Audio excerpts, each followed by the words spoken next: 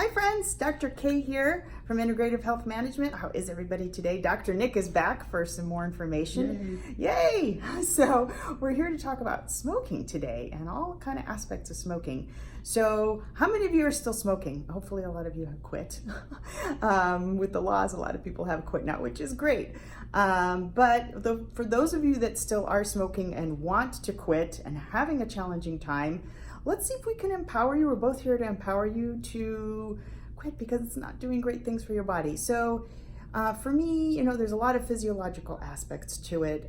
Smoking causes vasoconstriction, which means it squeezes your blood vessels so the blood can't get through. It causes premature aging, by the way, too. Sorry. So we always it has a lot of physiological aspects. Dr. Nick's gonna go through all of that today. But, we got to look into the why. There's always a why. And once we kind of find that and clean that up, if you really want to quit smoking, that'll go away. I have also, so I use a two-part technique. We get into the why and kind of clean that up. And I have a device actually that's painless that runs a little bit of a program, and we can help you kind of clean that up and get you smoke free if that's what you really want to do. So you don't always have to take things like Chantix. There are other ways. So if you're struggling, reach out, because let's see if we can help kick that habit for you. And this is the good year to do it. So let's get that on the way for you. So I'm going to let Dr. Nick take it away and give you some more, biological aspects to it. Thanks, Dr. K. And yeah, it is definitely one of the reasons I wanted to do this is because, I was going to do something based upon the last topic that I did, but this is so much more important because there's so many people. I mean, it's the #1 preventable cause of death and disability and disease in the world. Just in the U.S., 500,000 people every year die from cigarette-related illness, whether it's cancer of anything that it touches, whether it's atherosclerotic heart disease or vascular disease, whether it's lung cancer, whether it's anything, mouth cancer, all those things are attributable to cigarette smoking. So now it's just such a big topic. I'm just gonna go in a couple different areas, try to get the high points, of why I think it is just something that, is so important for you. Even just somebody that your partner's with, 40,000 people every year die from secondhand smoke. That's somebody that doesn't even smoke. Somebody maybe works in a restaurant, or some child that was in a household of a family member that smoke, And there's even third-hand smoke where just the odor from the clothes of a person that smoked causes a reaction to, that's an interesting one. I didn't know about that. Yeah, to the people that are sensitive to it, they may have a severe reaction to. So so a couple things that I want you to know, and it really boils down to perfusion. Okay, so I kind of made up a little ditty or a little bit of a saying to go with perfusion, because basically what it implies is how blood goes from your lung as you breathe up and goes to all the different micro capillaries into your body, into your lung, and into all the different tissues, because every tissue needs oxygen. I mean, that's just, that's without question. So the little ditty is proper perfusion produces powerful performance. So now, if you're a guy, what that might mean to you is something with, erectile dysfunction, but it can affect women's physiologic health as well. But I mean, that's the nidus of it. Proper perfusion produces powerful performance. If you have good perfusion, whether you're cardiovascularly fit or you're getting enough oxygen from your lungs to the different parts of your body, you're going to be able to function much better. So it produces powerful performance. The main thing with cigarette smoking is also the carbon monoxide, and that affects the perfusion, the ability to bring that oxygen from the lung and to all the different parts of your body. And that's carbon monoxide. Carbon monoxide is a part of cigarette smoke. In fact, carbon monoxide, it's just a poison. There's nothing else to say other than carbon monoxide poison. Any kind of incomplete combustion, any kind of, obviously people, you've heard in the news, people lock themselves in their garage and they turn their cars on, and that's what kills them. Most house fires, people don't die of burns or, most people die of carbon monoxide. So carbon monoxide is just a straight poison. But the fact that you do it every hour, hour upon hour, week upon week, for sometimes 20, 30, 40, 50 years, it just, your body has to make changes in order to be able to deal with not having enough oxygen. And so carbon monoxide is one of those big things. Average smoker, okay, just in perspective, if you're in a house fire, or you're a firefighter that sometimes use oxygen, if you get a carbon monoxide level or carboxyhemoglobin, which is another molecule I'm going to tell you about in a second, if you have a carboxyhemoglobin of 40%, you become unconscious, and then basically it just gets worse because you can't move if you're in a house fire, and you just succumb to the smoke, and that's it.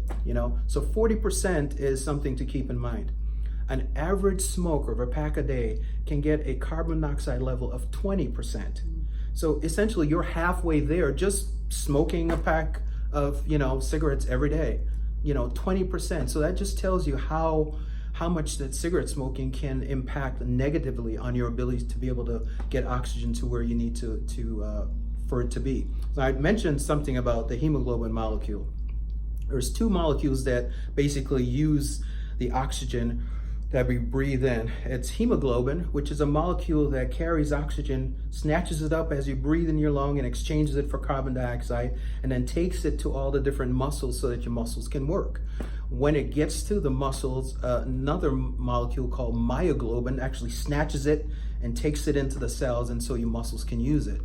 For some reason, carbon monoxide is 200 times more voracious to get on that hemoglobin molecule, and many, many times more aggressive to get on the myoglobin molecule than oxygen. So even if you have oxygen, in fact, somebody that succumbs to carbon monoxide poisoning, they may actually look great because they've got so much oxygen, but the problem is that carbon monoxide is grabbing onto it and won't release it, so it's like, so you can't get the oxygen back to the muscles, and especially sensitive myoglobin in the heart is super, super sensitive to carbon monoxide and loves to hold on to it. And so when oxygen tries to you have some oxygen in the air that comes, the body holds on to the oxygen because it knows something is happening, but it won't release it. So that's what happens. You can't get oxygen to the brain, to the nerves, everything stops working, okay? So that's not good. So hemoglobin and myoglobin, everything. Now, as far as she mentioned it about premature aging, one of the things that I've used and I've encouraged women that are smokers to quit smoking is that it affects the elastic tissue, okay? It breaks down the elastic tissue in the body. So where the most sensitive areas are the thinner skin areas that are much more, that's around the eyes, around the lips, and actually also in the larynx. Wrinkles.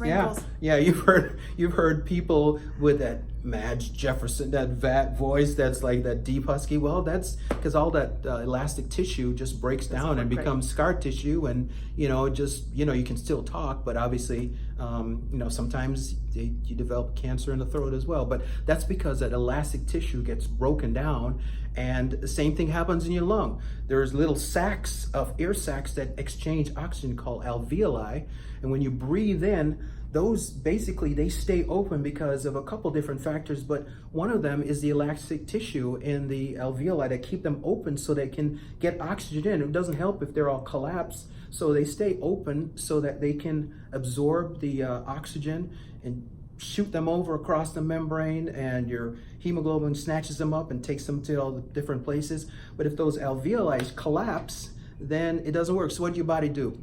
Your body forms fibrous tissue in order to keep them open. It's like, well, I'm going to do the best I can, There's not the nice, flexible, elastic tissue, but body's amazing at how hard it fights. I'll keep them open. But what does that do? Over time, the fibrous scar tissue just doesn't exchange oxygen as well. So you see people after 20, 30 years of smoking that have to carry around their little oxygen thing. That's because it just can't get across the membrane, and so they're basically deprived of oxygen to all the different parts. Premature aging, premature death. I've had stories in emergency room where people are so addicted to the nicotine, and that's the thing about cigarette smoking, is a nicotine addiction.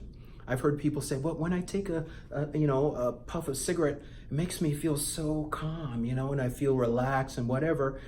What they don't know is that basically you're just feeding your addiction. Your level gets low and you feel jittery and nervous when your level gets low and you're addicted to it. So you take that cigarette, you're feeding that addiction, and you're like, my body's, and it's not a good thing. You think you're doing something good, but you're really just feeding a nicotine addiction.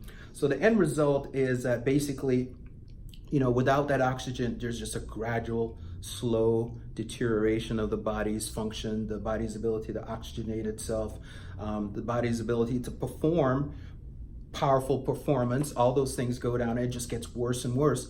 And on top of that, in cigarette smoke, there are hundreds of chemicals that the tobacco companies don't have to tell us what is in it. Right. I mean, it makes it burn smoothly, makes it smell a certain way, whatever. I mean, you ever drive through Winston-Salem? It smells like, it smells like cigarettes. I didn't even realize it until I saw Winston-Salem. Oh, Winston-Salem, But anyway, so that's it's a nicotine addiction. The other thing is tar. The same tar that's out there. When it says tar and nicotine, that's the tar that's in it. It's the same brown, gooey, dark stuff. It just, flows into your lung and it coats, not only is your elastic tissue breaking down, but then it gets plugged up with nicotine. And so if you're a chronic smoker and you have the morning cough where you wake up and you're like, coughing, that's actually your body still trying to fight, because all that tar goes into your lung. You have little things in your lung called cilia that in the absence of gravity, meaning if you're standing upright, it's hard for that cilia, which basically tries to get all the impurities out of your lung, it's hard for it to work against uphill to get that stuff out. But when you're laying down, it's much easier for your body to get that out of your lungs. So that's what's happening. As you lay down in bed for 6, 7, 8, 9 hours, then all that stuff comes and it basically makes its way to the back of your throat. And it kind of like, tickles the back of your throat. The cough reflex is there, and you cough and you spit out some nasty stuff. And that's basically the genesis of the smoker's cough. So all those things, I just wanted to get like a few things just to show you, why this is so important, because, there are things that are happening and people need to realize we've gone from 47% of smokers down to about 19%, about less than 19%. So we're going in the right direction, but I just want to encourage any of you that are still smokers to know what's happening to your body and the reason why it's really important for you to, just get rid of those fire sticks. It's just going to prematurely age you, prematurely kill you, and it's definitely not going to give you the proper perfusion produces powerful performance thing that I think everybody can use. Absolutely. Do you have any, yes, a lot of people have quit, but what I've seen on the rise is the whole vape thing. Do you have any insight on that, or cigar smoke? Or... Yeah, I've done some research on it, and obviously, one of the part of that I spoke about a little while ago is the carbon monoxide. You don't really have that with the vape. It's water vapor. It's still a nicotine addiction. So, and there are different things that are produced from the vape. They talked about, in a research that I've done, talk about the dry puff, where you basically get some of the harsh chemicals as the container gets lower down in the little capsule that's with the vape, produces volatile organic compounds. And those are not good, but it's not any way as bad as the carbon monoxide and the chronic smoke and all the chemicals that you're putting in your body, but it's still a nicotine addiction. Still addiction. Yeah. So we're not promoting it, by the way. We're not saying, well, hey, quit your cigarettes and go on to vaping or cigars, because they're all still dealing with the whole carbon monoxide. That is the basis of it all. So you're still kind of really degenerating your body quickly, much more quickly, and in the long run you may have a lot of issues, and we want to prevent that for you. So like Dr. Nick said, it's all getting down to the addiction. Why are you feeding the addiction? What is underneath this whole pile of stuff that you need to get this relief? What is the why? And that's something that I work with, we both work with, to try to get you on a better path, and you're going to feel so much better. What's on the other side is so much better than the cigarette that you're smoking, believe it or not. And no wrinkles? Yeah, and no wrinkles. Yeah, and we can, depending on how long things have been going on, we can help the body reverse a little bit of that. The second you stop smoking, your body starts to clean things out. It has a miraculous way of doing that. Absolutely. And we can expedite it too. So we encourage you to do that. So if people have any questions, how do they get a hold of you? drnki2012@gmail.com. Great. Super. Glad to have you here. And if you want, we'd love to have you here. We'll have more. We'll have lots more coming up. And if you really are ready after all this, if you heard all that and you're not ready, I don't know. But if you're ready to quit, we can help you do that. Like I said, I do have a device that helps with that. There's no pain. You sit, you relax. It kind of does a lot of the work for you. And then getting to the why, and let's work through that. It really might not even take that long. So you can email me at drk@ihmohio.com, or feel free to post below, direct message me, so that we can help you out and get you on your way if you're still on this kind of yucky path of smoking and you want to get out of it. So till next time, we'll have way more information. Take good care and have a fantastic day.